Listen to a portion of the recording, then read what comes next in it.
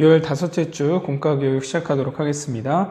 우리 사사들의 이야기 3번 나눠서 함께 살펴보고 있고요. 첫 번째 드보라, 두 번째는 기드온, 마지막은 삼손에 대해서 함께 살펴보겠습니다. 삼손은 사사기 13장부터 16장까지 가장 많이 기록되어 있는 사사인데요. 삼손만 가지고도 정말 몇 달을 설교할 수 있을 만큼 양이 많은데, 우리 그 중에 이제 오늘 이번에 살펴볼 것은 삼손의 마지막입니다. 그의 마지막을 통해서 그가 어떻게 쓰임받았고, 마지막 그 하나님이 그의 인생에서 주목하신 것이 무엇인지를 함께 살펴보려고 합니다. 그 주제는 바로 고백입니다. 성경에서도 이 고백, 우리의 말에 대해 많이 말해주고 있는데요. 고백은요, 참 중요합니다. 제가 설교를 시작하면서도 고백이 중요한, 우리의 말이 중요한 이유 3가지를 살펴보려고 하는데, 자, 우리에게 고백이, 말하는 게 왜 중요할까요? 첫 번째는 하나님은 우리의 고백을 들으시는 분이기 때문입니다. 자, 민수기 14장 28절 말씀이에요. 그들에게 이르기를 여호와의 말씀에 내 삶을 두고 맹세하노라. 너희 말이 내 귀에 들린 대로 내가 너희에게 행하리니. 광야에서 불평하던 것, 원망하던 것 하나님이 다 들으셨고 내 귀에 들린 대로 너희에게 행할 거다 라고 하세요.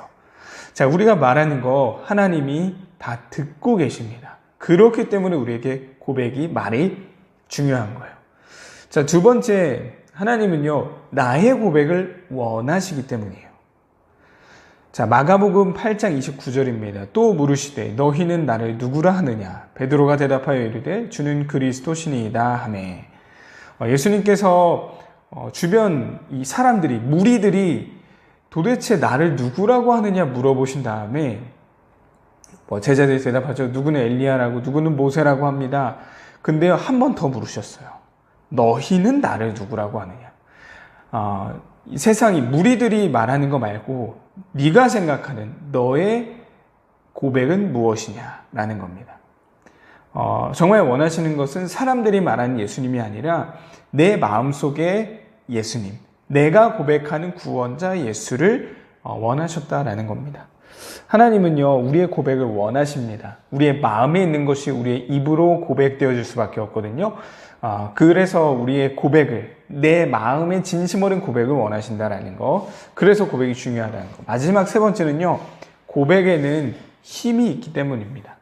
자, 잠언 18장 21절입니다. 죽고 사는 것이 혀의 힘에 달렸나니 혀를 쓰기 좋아하는 자는 혀의 열매를 먹으리라.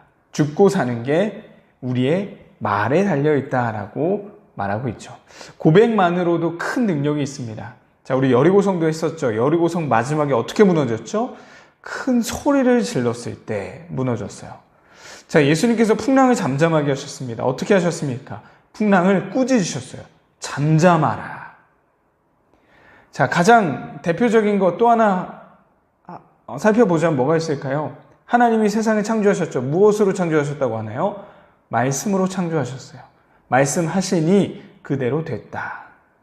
자, 고백만으로도 아주 큰 능력이 있다는 걸 성경은 말해주고 있는 겁니다. 자, 오늘 살펴볼 삼손의 마지막 고백도 마찬가지거든요.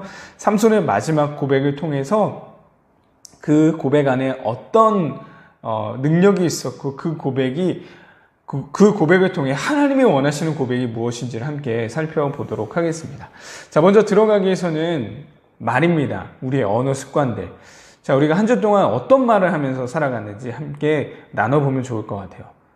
2가지입니다. 하나는 긍정적인 말, 또 하나는 부정적인 말.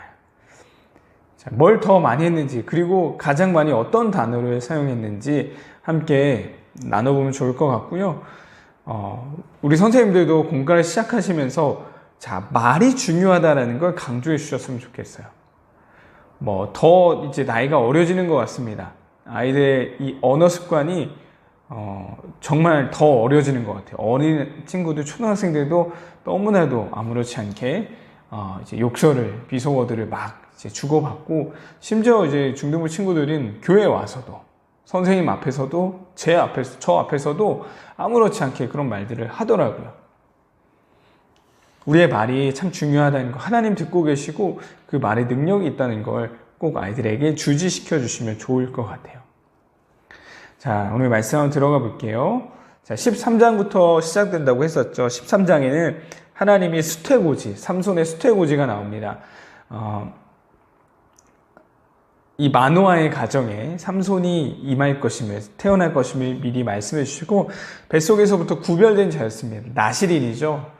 머리 삭도를 대면 안 되고 포도주를 마시면 안 되는, 시체를 가까이에서는 안 되는, 부정한 것 가까이에서 안 되는 나실인으로 삼손이 태어나게 됩니다.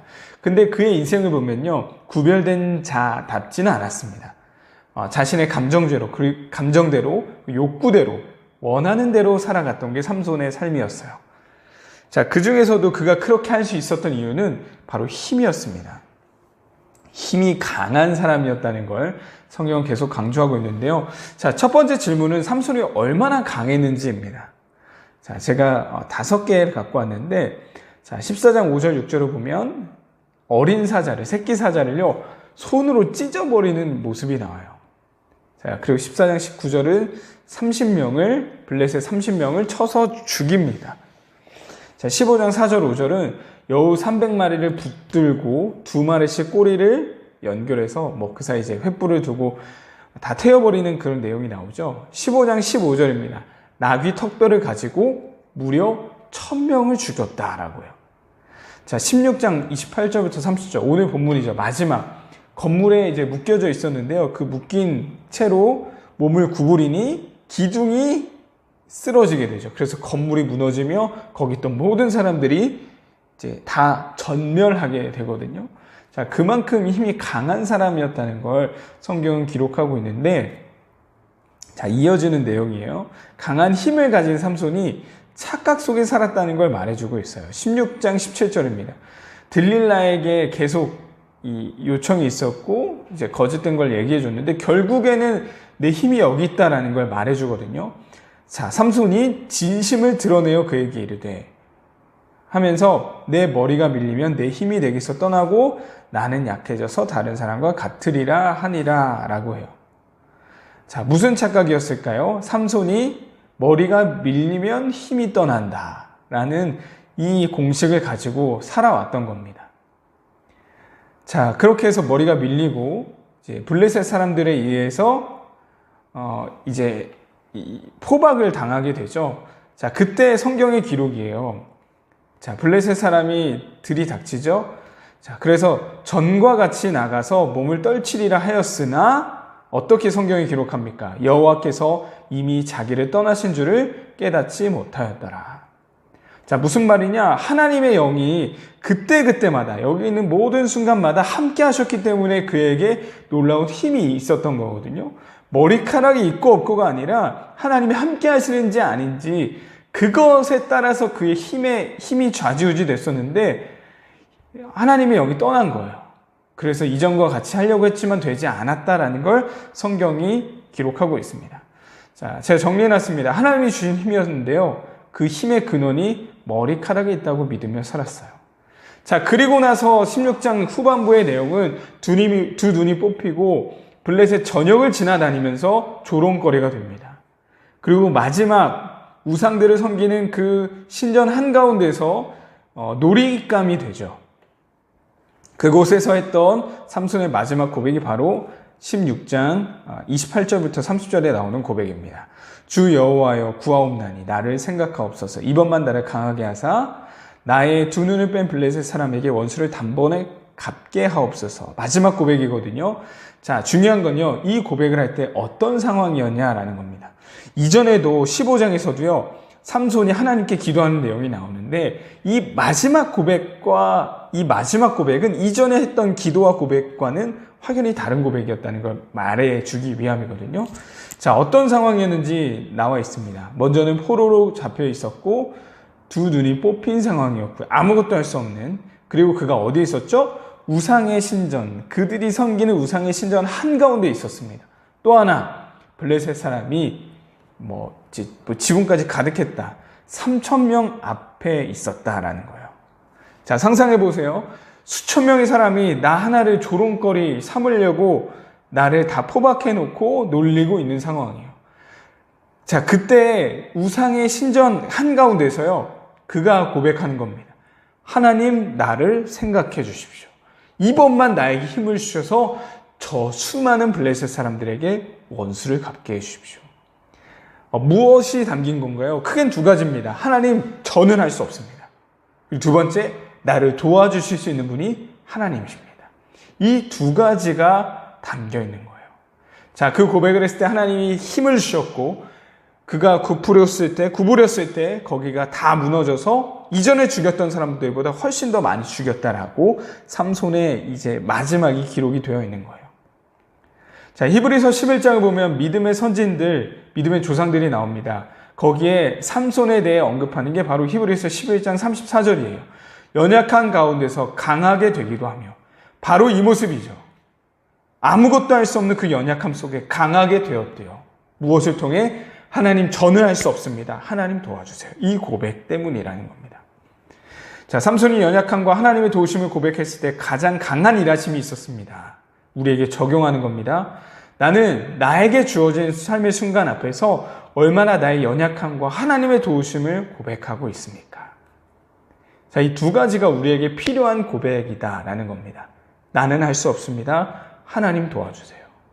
자, 이것이 만났을 때 결국 하나님의 가장 강한 일하심이 있다라는 것. 자, 이것을 고백하는 모습이 바로 기도죠. 나의 연약함과 하나님의 도우심을 구하는 기도. 그래서 우리에게 기도가 필요합니다. 우리의 결론도 적용도 기도로 연결시킬 거예요. 하나님, 저는 할 수 없으니 하나님 도와주십시오. 결단할 수 있었으면 좋겠습니다. 자, 기도를 결단하는 건요, 되게 구체적일수록 좋은데요. 자, 우리가 해볼 거는 이것이거든요. 기도의 장소, 어디서 기도할 건지, 언제 기도할 건지. 자, 그리고 플랜 B입니다. 플랜 B 굉장히 중요합니다. 자, 여기서 기도 몇 시에 어디서 기도할지를 정했어요. 근데 그게 변수가 있을 수 있죠. 그때 어떻게 할 건지까지도 한번 정해보세요. 자, 그렇게 구체적으로 하면요, 기도의 결단과 작정이 조금 더 실현될 수 있는 가능성이 높아지거든요. 자, 한 가지 더 추천드리자면, 기도를 같이 하십시오. 공유하세요. 그리고 기도한다는 걸 알리시면 더 좋습니다. 이번 한 주 동안 우리 반 같이 기도해보자. 자, 이런 식으로 같이 기도하면 훨씬 더 이 기도의 효과가 좋다는 거 기억해 주시면 좋겠습니다. 자, 공과교육 여기서 마치도록 할게요.